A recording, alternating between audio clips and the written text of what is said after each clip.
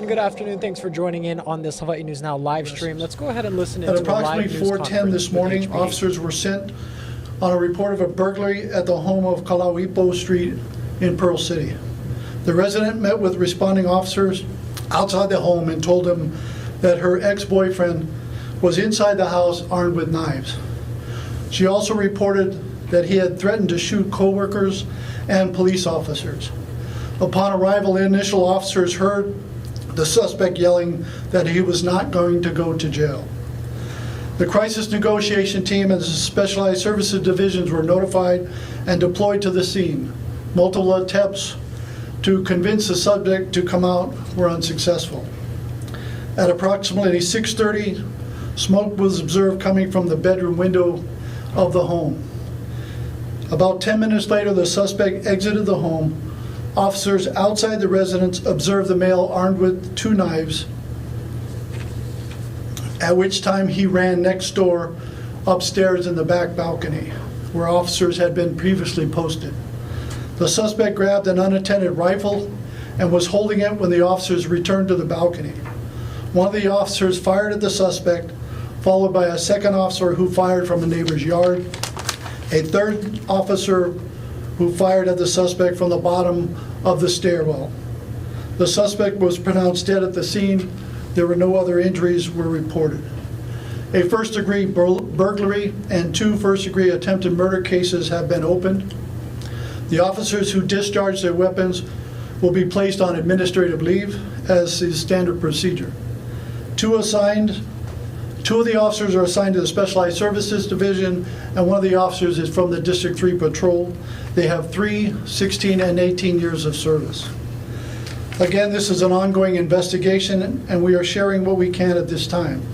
Bear in mind that some of this information will change as this investigation continues. There have been reports in the media that smoke canisters were deployed at the scene. This is not correct. No smoke devices or canisters were deployed. We would like to thank the Honolulu Fire Department and the Emergency and Medical Services for their assistance and support. I'll take your questions at this time. Chief, the implication of what you're saying is that the suspect started the fire. Have you been able to confirm that he started the fire, and how did that happen? We believe so, but that's part of the investigation that's ongoing. And then you say he went to a neighboring residence, a residence he was familiar with, to know to go up and find a rifle, or is you? And I know you can't speculate what was in his head, but this was not the residence of the woman who reported the crime. It was a second residence. That's correct. That's the next door residence, yes. And it was for sure an active, loaded rifle. Do you have any idea about that? That's still under investigation. Can you describe the suspect? Any history, domestic abuse? What can you say about the suspect at this point? I can't espouse on right now. That information will be forthcoming. The rifle that was in the neighbor home, that was already at the home, that's a neighbor's rifle, or was that a rifle belonging to one of the team that was stationed there? That's part of the investigation that's still ongoing. Do you know for sure it wasn't a rifle that he had obtained in the first residence? Because as I understand, he at some point had accused the woman of having rifles in the home. Do you know for sure that the rifle was already at the other residence and not in the home? It was already at the other residence. He didn't come out with the rifle. He came out with knives. And you guys didn't fire until he was seen with the rifle? That's correct. Can you confirm he was violating a TRO? That's my understanding, but still that's all part of the investigation. Do you know in the past whether there were efforts to do a search warrant on him in the past due to the TRO? I know the usual procedure is when someone identifies the potential of weapons at the subject of a TRO that you folks will go to the house. Did you folks ever investigate whether he was armed in regards to the TRO? I think that's all part of this investigation that will bear out as we continue. Was anybody at home at the other residence? They weren't home at the time. We cleared several residents or asked them to relocate during this investigation. Are you able to identify the suspect at this time? No, the medical examiner will identify the subject once the autopsy is complete. Can you say anything about his record? No, I cannot. What was the protocol in terms of informing the public about what was going on at the time? Are you folks satisfied that the public was aware enough of what was going on? There was very little information, as usual, kind of coming out of your department. Are you looking to at the communication with the general public in an incident like this where it's so high profile, so out there? We're taking a look at the information and how it was presented. However, the information that was at the scene and for the local residents and things that were going on in there, that was the priority, and then the scene itself and what the officers were engaged in is the priority, not advising the media on what's going on at the current time based on the complexity of the situation. Were any lessons learned from the Hibiscus Drive fire applied to this situation? Any new tactics, maybe? That's one of the things we're looking at as because the fire department was there early on and their assistance to help us when this when the smoke emitted from the house and that possibility of another case like Hibiscus where multiple homes are going up in smoke or on fire. And so we're thankful for the Honolulu Fire Department being there. Did you prevent the firefighters? Were the firefighters there when the fire started, or were they called only when the fire was noticed? The fire department responded with EMS, which is, I think, a standard protocol. So they were already on scene prior to and then during the fire.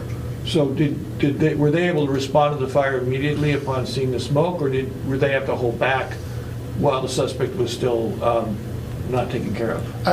I believe we had to get a different type of fire equipment there to help with the fire itself. So there was some time in that part.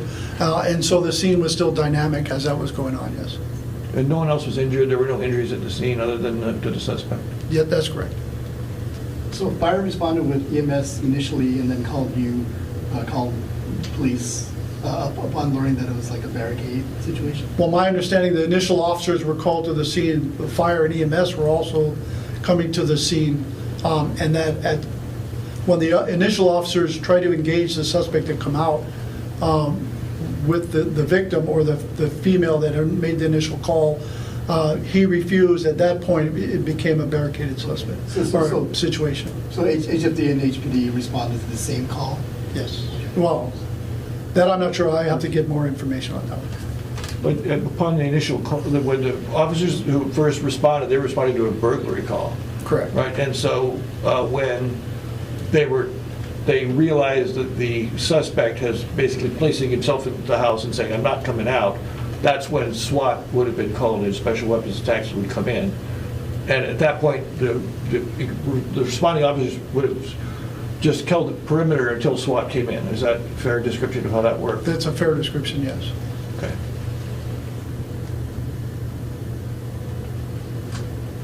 Okay. Well, thank you very much. Appreciate it. Sorry, last question, Chief. So your officers felt that they were endangered by the fact that he had a rifle. Did he point it at them, or was it just the fact that he had a rifle that led officers to discharge? That's still part of the investigation that we're looking into, yes. And there's body cams of all this stuff? There's not body cams of all that stuff. Certain officers like SSD do not carry, are not issued body-worn camera. Our patrol officers are. So there is body-worn camera of the patrol officers at the scene that we're going through at this time. Did you have a drone up? No, I don't think we had time to put a drone up. Will you folks release the footage? What's The body cam footage? I think at some time we'll work, that depends on working with the prosecutor's office and going forward. Okay, thank you very much, appreciate it. Thanks, Chief. Well, there you have it, folks. That was a live news conference with Honolulu Police Chief Joe Logan discussing the latest on the barricade situation that happened earlier this morning in the Manana area of Pearl City. What we know so far, one man in his 30s was shot dead after a series of events that began around 4 o'clock this morning. Let me refer to my script here and my notes. We do know that this started shortly after 4 o'clock in the morning, after officers were called out to a report of a burglary at a home on Kalauipo Street, again, that is in the Manana area. Several events unfolded, and around 6 or 6:30 or so, smoke was visible coming out of the home, and so firefighters responded and put out a fire on the scene there. We also spoke with some witnesses who live in the area and were shocked to essentially see what was unfolding in their neighborhood. Here's some of what one of those witnesses had to say. We were maybe 2 hours later, they were still there. So when we were looking out the window, we could hear them talking on the megaphone, asking him to come outside of his house and to come out his front door. They started smoking out his house. And after about 10 minutes, the house caught on fire. And they started speaking to him directly, telling him to drop whatever it is that they saw in his hands. And then after that, I heard a bunch of gunshots.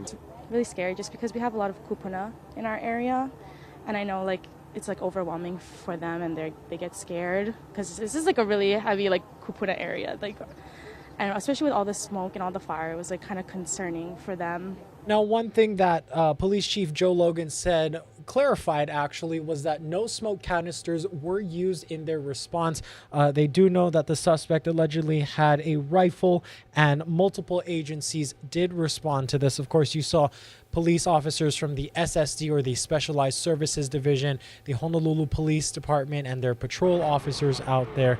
EMS and fire also called out to the scene. Now, some other things to note is that a lot of the details that we were asking about were not released. Of course, police say that this is still under investigation, and therefore they don't often release a lot of the finer details in which we would like to know to bring you the full story. But we do know that looks like several officers, or one district patrol officer and 2 SSD officers opened fire in response to all of this. The officers who opened fire have, I believe he said, 3, 16, and 18 years of service on the force. Now, they are put on administrative leave, which is protocol in instances like this when firearms are discharged. Now, the patrol officers do have body-worn cameras, and Police Chief Joe Logan said they are working to go through that footage right now. It's unclear if or when that will be released, but we will certainly follow up and request that as well. And there are no body cameras, however, on the SSD patrol officers, SSD unit members. So the only body-worn camera footage that we will get, if and when we do get it, will come from their patrol officers. A lot to unfold here. Again, you just heard from the live news conference with Honolulu Police Chief Joe Logan at headquarters in downtown. This all started earlier this morning, and our Sunrise crew was on it. And we have team coverage coming up at 4 o'clock in about 40 or so minutes, starting with first at 4 on KHNL and K5. We're going to end today with this live look outside of, I believe this is the Coral Runway at Honolulu Airport. All of these details and more will be posted on our website at hawaiinewsnow.com. Be sure to also download your Hawaii News Now mobile news app and get those breaking news push alerts sent right to your phone. For now, I'm Dylan Encheta in the H&N Digital Center, and I thank you for joining us on this H&N special stream.